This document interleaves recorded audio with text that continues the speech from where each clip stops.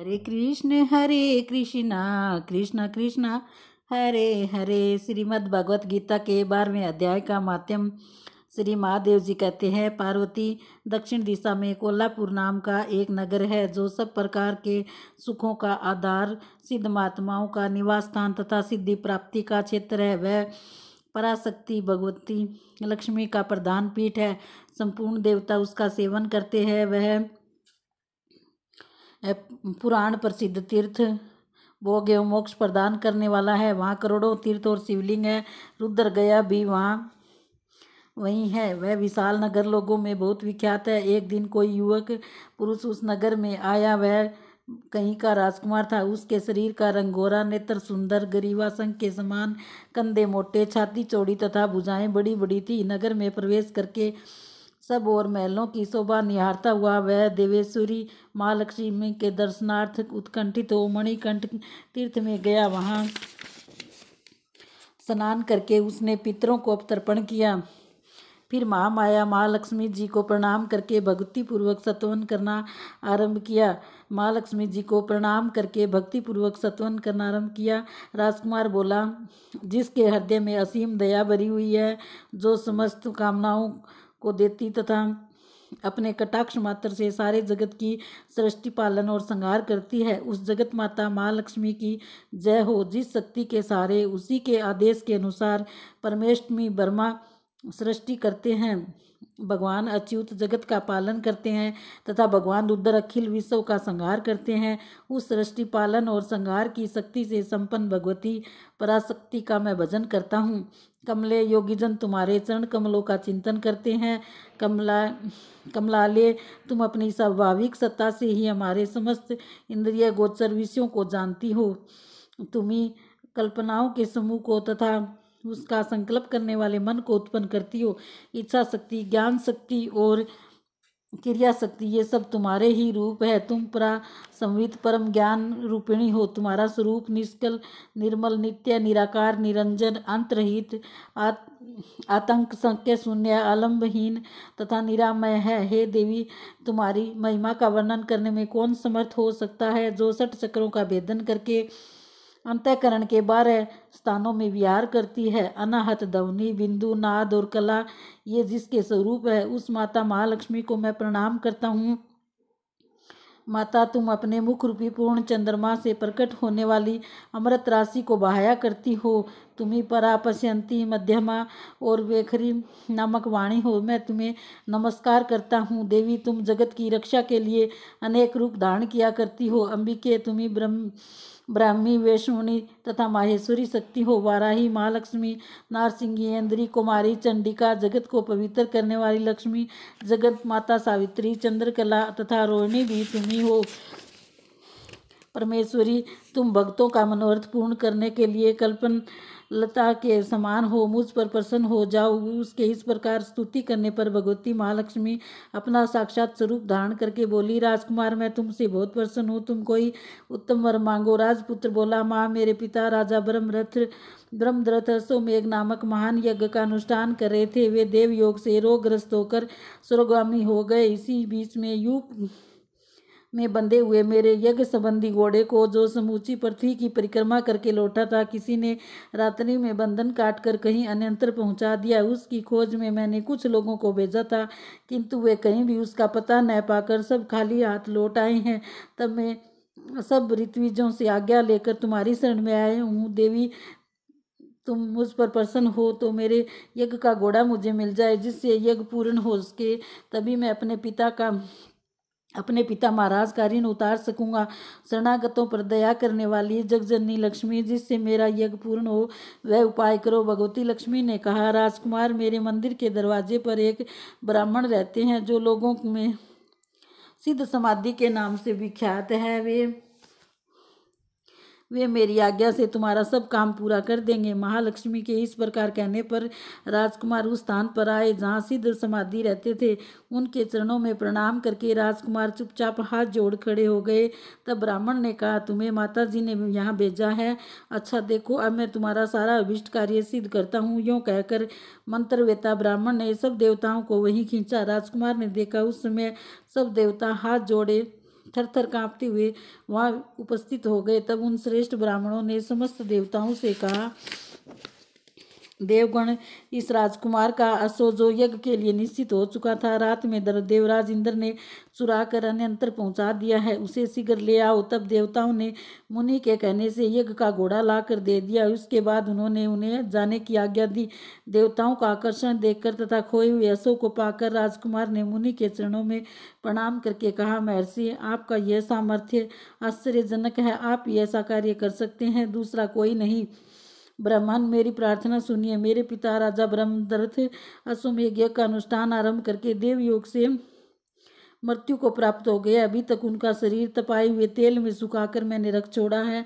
साधु श्रेष्ठ, आप उन्हें पुनः जीवित कर दीजिए। यह सुनकर महामुनि ब्राह्मण ने किंचित मुस्कुरा कर कहा, चलो, जहाँ यज्ञ मंडप में तुम्हारे पिता मौजूद है, चले। तब सिद्ध समाधि ने राजकुमार के साथ वहां जाकर जल आमंत्रित किया और उसे उस शव के मस्तक पर रखा। उसके रखते ही राजा सचेत होकर उठ बैठे। फिर उन्होंने ब्राह्मण को देखकर पूछा, धर्म स्वरूप आप कौन है? तब राजकुमार ने महाराज से पहले का सारा हाल कह सुनाया। राजा ने अपने को पुनः जीवन दान देने वाले ब्राह्मण को नमस्कार करके पूछा, ब्राह्मण, किस पुण्य से आपको यह अलौकिक शक्ति प्राप्त हुई है? उनके यों कहने पर ब्राह्मण ने मधुर वाणी में कहा, राजन, मैं प्रतिदिन आलस्य रहित होकर गीता के 12वें अध्याय का जप करता हूँ। उसी से मुझे ये शक्ति मिली है जिससे तुम्हें जीवन प्राप्त हुआ है। यह सुनकर ब्राह्मणों सहित राजा ने उन ब्रह्म ऋषि गीता के 12वें अध्याय का अध्ययन किया। राजा ने उन ब्रह्म ऋषि से गीता के 12वें अध्याय का अध्ययन किया। उसके माध्यम से उन सब की सद्गति हो गई। दूसरे दूसरे जीव भी उसके पाठ से परम मोक्ष को प्राप्त हो चुके हैं। जय श्री कृष्णा। अतः इस ओम श्री परमात्मने नमः। 12वां अध्याय। इस प्रकार भगवान के वचनों को सुनकर अर्जुन बोले, हे मनमोहन, जो अनन्य प्रेमी भगत जन इस पूर्वोक्त प्रकार से निरंतर आपके भजन ध्यान में लगे हुए आप सगुण रूप परमेश्वर को अति श्रेष्ठ भाव से उपासते हैं और जो अविनाशी सच्चिदानंद घन निराकार को ही उपासते हैं, उन दोनों प्रकार के भक्तों में अति उत्तम योगवेता कौन है?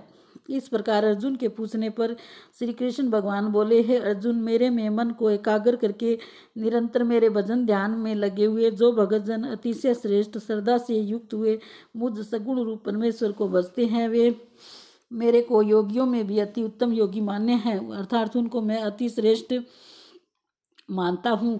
और जो पुरुष इंद्रियों के समुदाय को अच्छी प्रकार वश में करके मन बुद्धि से परे सर्वव्यापी अकथनीय स्वरूप और सदा एक रस रहने वाले नित्य अचल निराकार अविनाशी सच्चिदानंद घन ब्रह्म को निरंतर एक ही भाव से ध्यान करते हुए उपासते हैं, वे संपूर्ण भूतों के हित में रत हुए और सब में समान भाव वाले योगी भी मेरे को ही प्राप्त होते हैं।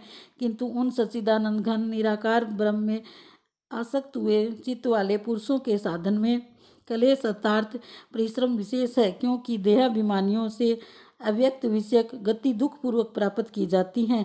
अर्थात जब तक शरीर में अभिमान रहता है तब तक शुद्ध सच्चिदानंद घन निराकार ब्रह्म में स्थिति होनी कठिन है।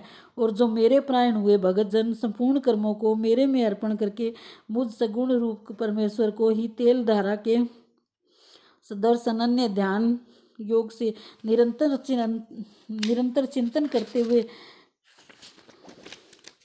भजते हैं, हे अर्जुन, उन मेरे में चित्त को लगाने वाले प्रेमी भक्तों का मैं शीघ्र ही मृत्यु रूप संसार समुद्र से उद्धार करने वाला होता हूँ। इसलिए हे अर्जुन, तू मेरे में मन को लगा और मेरे में ही बुद्धि को लगा। इसके उपरांत तू मेरे में ही निवास करेगा, अर्थात मेरे को ही प्राप्त होगा। इसमें कुछ भी संशय नहीं है। यदि तू मन को मेरे में अचल स्थापन करने के लिए समर्थ नहीं है तो हे अर्जुन, अभ्यास रूप योग के द्वारा मेरे को प्राप्त होने के लिए इच्छा कर। यदि तू ऊपर कहे हुए अभ्यास में भी असमर्थ है तो केवल मेरे लिए कर्म करने के ही परायण हो। इस प्रकार मेरे अर्थ कर्मों को करता हुआ भी मेरी प्राप्ति रूप सिद्धि को ही प्राप्त होगा। और यदि इसको भी करने के लिए असमर्थ है तो जीते हुए मन वाला और मेरी प्राप्ति रूप योग के शरण हुआ सब कर्मों के फल का मेरे लिए त्याग कर, क्योंकि मर्म को न जानकर किए हुए अभ्यास से परोक्ष ज्ञान श्रेष्ठ है और परोक्ष ज्ञान से मुझ परमेश्वर के स्वरूप का ध्यान श्रेष्ठ है तथा ध्यान से भी सब कर्मों का फल का मेरे लिए त्याग करना श्रेष्ठ है और त्याग से तत्काल ही परम शांति होती है। इस प्रकार शांति को प्राप्त हुआ जो पुरुष सब भूतों में द्वेष भाव से रहित एवं स्वार्थ रहित, सबका प्रेमी और हेतु रहित दयालु है तथा ममता से रहित एवं अहंकार से रहित, सुख दुखों की प्राप्ति में सम और क्षमावान है, अर्थात अपराध करने वाले को भी मैं अभ्यदान देने वाला है तथा जो ध्यान योग में युक्त हुआ निरंतर लाभ हानि में संतुष्ट है तथा मन और इंद्रियों सहित शरीर को वश में किए हुए मेरे में दृढ़ निश्चय वाला है, वह मेरे में अर्पण किए हुए मन बुद्धि वाला मेरा भक्त मेरे को प्रिय है, जिससे कोई भी जीव उद्वेग को प्राप्त नहीं होता है और जो स्वयं भी किसी जीव से उद्वेग को प्राप्त नहीं होता है तथा जो हर्ष अमर्ष भय और उद्वेगादिकों से रहित है, वह भक्त मेरे को प्रिय है। जो पुरुष आकांक्षा से रहित तथा बाहर भीतर से शुद्ध और चतुर है, अर्थात जिस काम के लिए आया था उसको पूरा कर चुका है एवं पक्षपात से रहित और दुखों से छूटा हुआ है, वह सर्व आरंभों का त्यागी अर्थात मन वाणी और शरीर द्वारा प्रारब्ध से होने वाले संपूर्ण स्वाभाविक कर्मों में कर्तापन के अभिमान का त्यागी मेरा भक्त मेरे को प्रिय है। जो न कभी हर्षित होता है, न द्वेष करता है, न सोच करता है, न कामना करता है तथा जो शुभ और अशुभ संपूर्ण कर्मों के फल का त्यागी है, वह भक्ति युक्त पुरुष मेरे को प्रिय है।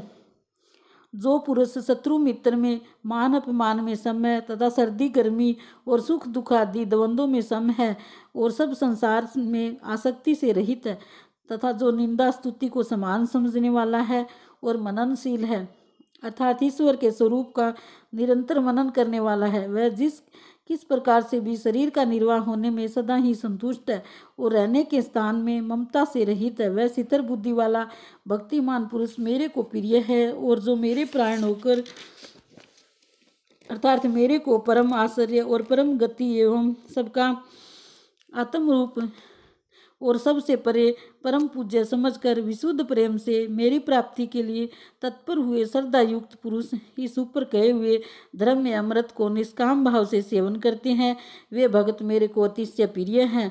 इति श्रीमद् भागवत गीता रूपी उपनिषद एवं ब्रह्म विद्या तथा योग शास्त्र विषयक श्री कृष्ण और अर्जुन के संवाद में भक्ति योग नामक 12वां अध्याय। जय श्री कृष्ण। हरे कृष्ण कृष्ण कृष्ण हरे हरे, हरे राम राम राम राम हरे।